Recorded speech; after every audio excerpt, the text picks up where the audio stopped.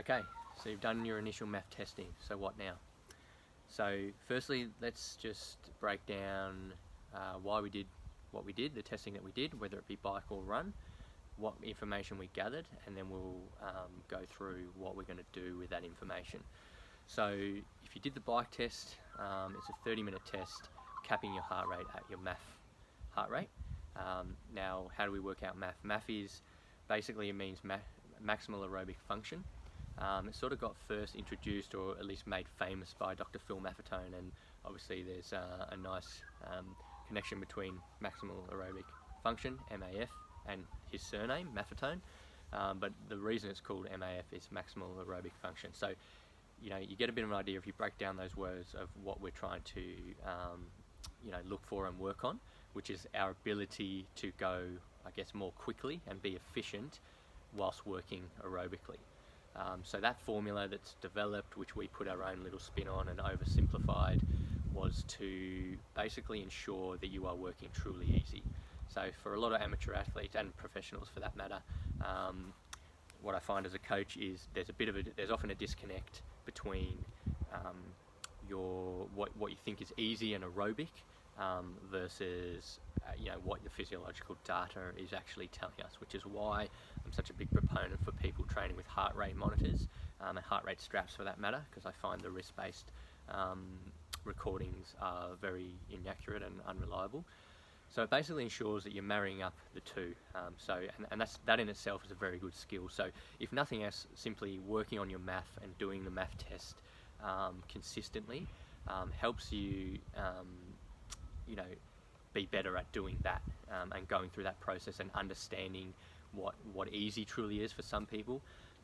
So I find, a lot of people in particular when running, they find it very hard to control their heart rate, and there's a very big difference between them riding easy and what sort of physiological data they're getting from riding versus when they're trying to run easy. So for me as a coach, sometimes the purpose is just simply getting people to slow down, take it easy, and do sessions at the appropriate intensity and not what they think is easy. So a lot of people, their ego gets in the way, whether that's consciously or subconsciously, and they just see very slow numbers on their watch or on their activity summaries in Training Peaks and Strava and Garmin and so on. And for others, it just basically they don't understand it. So simply going through the process, it becomes, doing the testing, it becomes a conversation starter, becomes something to work on. And then it means that 2, 3, 4, 5 times a week, we can actually do some sessions where we're building general endurance and aerobic capacity, but we've actually just got some physiological data, and we just use that very simple, basic formula to help provide a ceiling and a bit of a cap on what easy is, and for some people it is easy. Some people it's making sure they're working in and around that maximal aerobic function. So essentially it works out to be in our zones, zone 1, 2, 3, 4, 5, to be top of zone 1 into zone 2 for the majority of people. Now obviously the formula is age based, so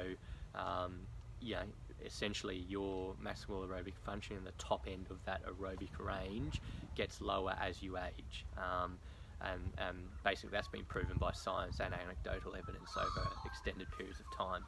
So that gives me some confidence both with coaches and practitioners who are very feel-based, RPE-based, descriptive word-based, versus those that are very clinical in terms of prescribing zones and heart rates and specific numbers.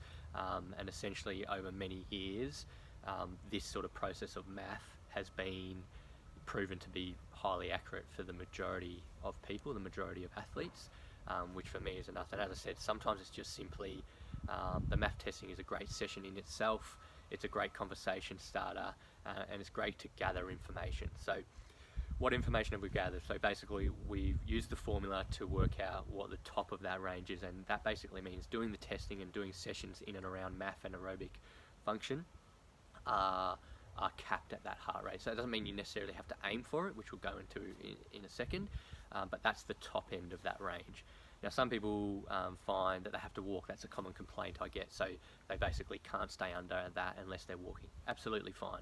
So doing the testing, the beauty of doing the testing consistently is it might be you have to walk, every 45 to 60 seconds through your the first time you do the test. But then, after the third, fourth, fifth time, you're actually not working at all. You're actually doing a very slow jog. Obviously, that shows progression. That shows that you've improved your ability to be efficient, and you can now get into a run whilst controlling your heart rate. For others, running up to MAF they're actually moving along relatively well, or they're riding relatively strong. And as I mentioned before, there's often a disconnect between riding and running. Like it's different.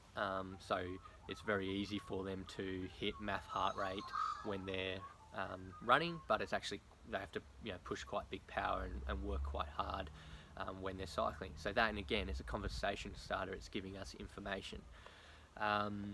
So we sort of have a time or pace for each mile, and we know how well you can control the heart rate. We know if you had to walk or not. We know how quickly you recovered between each minute, or with the minute rest in between each mile, I should say. And then the other two, if you did the jet version of the MAF test, we've added in the 400s. So 3 400s basically at best effort. And what we're doing there is trying to work on top speed or find out where that top speed is.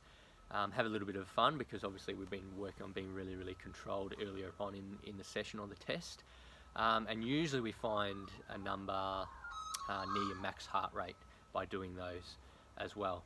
So we've gathered basically a lot of information, and we're finding out about the athlete and where they are in terms of their fitness.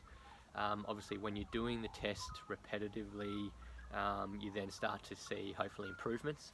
And if you don't see improvements, again, it's a conversation starter. Why hasn't this improved? Have we done the training right? Are we getting the mix and balance right? Have we missed something? So moving forward, after you've done your first test or in between tests, if it's really something you want to be working on, as I said, it's not the underpinning of athletic performance, especially for endurance sports and long course triathlon.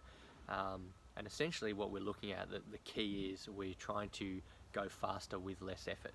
So we're capping the heart rate, and then we're trying to improve how quickly we can travel, or on the bike how much power, and again that will out on the road will equate to how quickly we're traveling, but at lower physiological cost.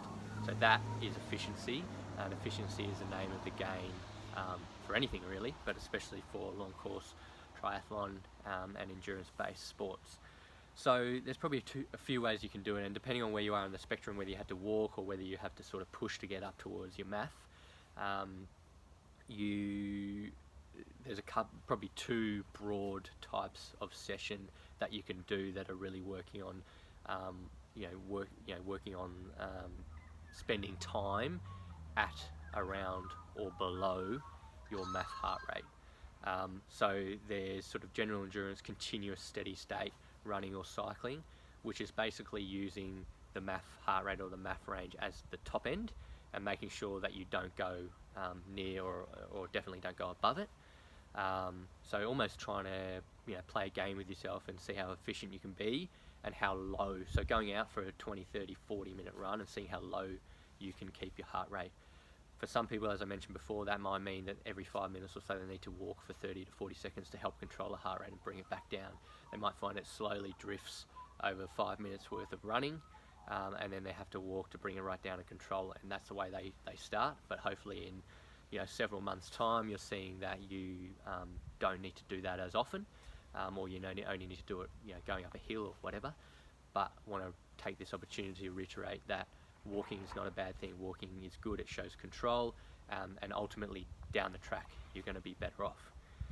The other type of session you might do is actually working right on that MAF limit. So again, for the guys that find it very easy to control their heart rate, this is a great option.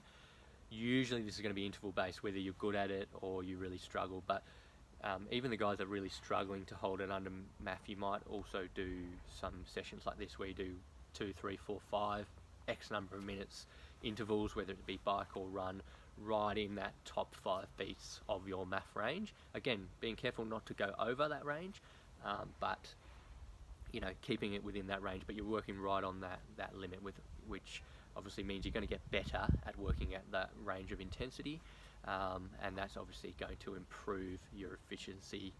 If you do that repetitively, you're going to improve your efficiency at that type of intensity. The other thing is much like the 400s in the test, is doing stuff way at the other end, but as we know, the higher intensity we do things, the more time we need to recover. It's definitely a part of training and building well-rounded athletes. However, obviously, it comes with many risks. And that's probably the final thing I'll talk about, this easy training, or MAF-based training, aerobic-based training, or truly aerobic-based training, which is working in and around zone 1 and 2 in terms of your heart rate and RPE, is you're not working as hard, you're not asking as much from the body, therefore your recovery time is going to be better. Because your recovery time is better and your body can absorb and adapt to it, you can actually train at a higher frequency, and to a point we know that more training, provided you're adapting to it, is going to be better. Obviously, especially with running at an easier effort and lower heart rates, we also reduce our injury risk, which is obviously a good thing. If you're training more consistently, because you're not injuring yourself and having to have breaks in your training, then you can train more over an extended period of time, and that's where the big gains come. So you've done your MAF testing, you know where you stand in terms of your MAF, you know what your MAF is, you know how efficient or how quickly you can move at that MAF, or what sort of power you can push if you're on the bike. You may or may not have done some 400s if you did the running version, the jet version of the running test, and you sort of know where that top speed and your max heart rate. And now you sort of understand the types of sessions we can do to help improve this. The majority of it, like the majority of your training, is going to be aerobic based, but as we know, aerobic based goes from very, very easy 40-50% of your max heart rate all the way up to around about 85-90% for most people. Typically, we say that 90% of max heart rate is your tipping point from being aerobic to anaerobic, so obviously that's a very big range, and as such the majority of the training of our training is done there, and occasionally we push the envelope provided that's correct for any individual athlete, and obviously that can help us develop more rounded athletes. But the bulk of it is done zone 1-2 in and around MAF, but aerobic, which is anywhere from 40 or 50% of your max right through to your 90%. But there's particular sessions when we're talking about this aerobic efficiency and your maximal aerobic function. There's particular sessions we can do. So we can do your steady state, longer, continuous, general endurance sessions, whether it be bike, run, swim, row. And then we do the interval-based sessions that are right up on that MAF number, MAF range, and we do intervals there with recovery time where we can really get the heart rate well below your MAF. And then we can do some higher end stuff as I guess the icing of the cake. So the MAF, the aerobic stuff, is your foundation, and then the icing on the cake is the shorter, sharper stuff, which may be done once or twice every 7, 10, 14 days, again depending on the athlete, their injury risk, their athletic history, so on and so forth. So yeah, at least a couple of sessions a week really focusing on this, but generally speaking, the majority of your work is going to be done. This just gives us a specific number.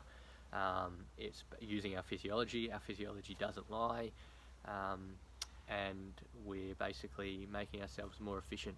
And the underlying goal is to try and go quicker, but at lower physiological cost. So you can't lose, especially for long course triathlon. Good luck with it. Reach out if you've got any questions. Cheers.